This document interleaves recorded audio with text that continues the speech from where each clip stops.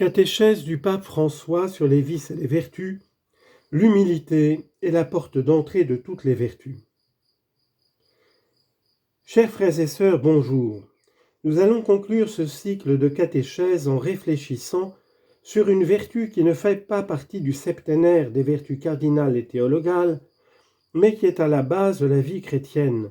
Et cette vertu, c'est l'humilité. Elle est la grande antagoniste du plus mortel des vices, l'orgueil. Alors que l'orgueil et l'arrogance gonflent le cœur humain, nous faisant paraître plus que ce que nous sommes, l'humilité ramène tout à sa juste dimension. Nous sommes des créatures merveilleuses, mais limitées, avec des vertus et des défauts.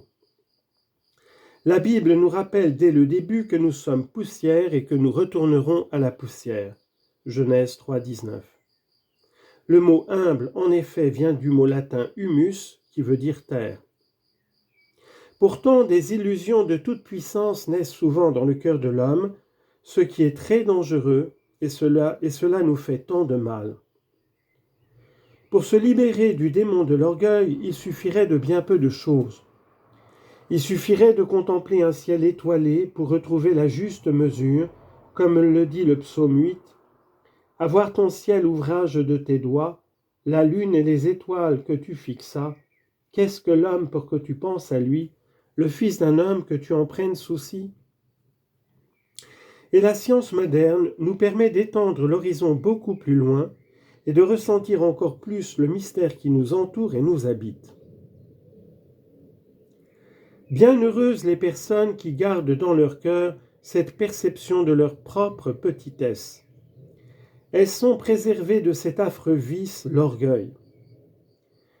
Dans les béatitudes, Jésus parle précisément d'eux. Heureux les pauvres en esprit, car le royaume des cieux est à eux. Matthieu 5, 3. C'est la première béatitude parce qu'elle est à la base de toutes celles qui suivent. En effet, la douceur, la miséricorde, la pureté du cœur naissent de ce sentiment intérieur de petitesse. L'humilité est la porte d'entrée de toutes les vertus. Dans les premières pages de l'Évangile, l'humilité et la pauvreté en esprit semblent être la source de tout. L'annonce de l'ange n'a pas lieu aux portes de Jérusalem, mais dans un village reculé de Galilée, si insignifiant que l'on disait « De Nazareth peut-il sortir quelque chose de bon ?» Jean 1, 46. Mais c'est précisément de là que le monde renaît.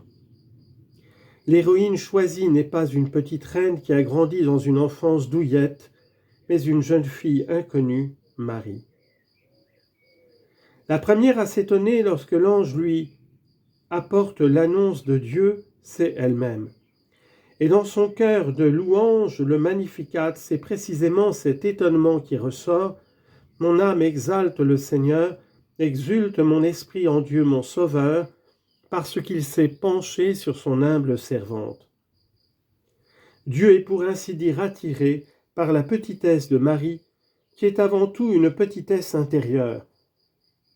Dieu est également attiré par notre petitesse lorsque nous acceptons notre petitesse. À partir de là, Marie se gardera bien de se mettre en scène. Sa première décision après l'annonce de l'ange est de se rendre dans les montagnes de Juda auprès de sa cousine Élisabeth pour l'aider et la servir. Mais qui voit ce geste? Personne d'autre que Dieu. De cette vie cachée, les personnes humbles, comme Marie, ne semblent jamais vouloir sortir.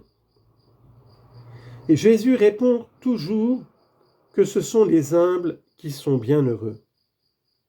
Pour Marie, même la vérité la plus sacrée de sa vie, celle d'être mère de Dieu, ne devient pas pour elle une raison pour se vanter devant les hommes.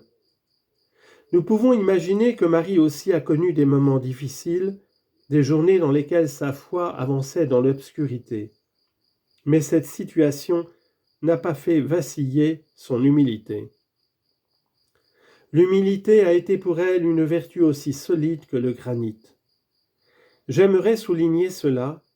L'humilité est une vertu aussi forte et solide que le granit. La conscience de notre petitesse que l'humilité nous donne comme il l'a donné à Marie, est la source d'une force invincible. C'est elle, Marie, qui est restée solide au pied de la croix, alors que se brise l'illusion d'un Messie triomphant. Frères et sœurs, l'humilité est tout. C'est elle qui nous sauve du mauvais et du danger de devenir ses complices. Dans l'humilité, nous trouvons la source de la paix dans le monde et dans l'Église.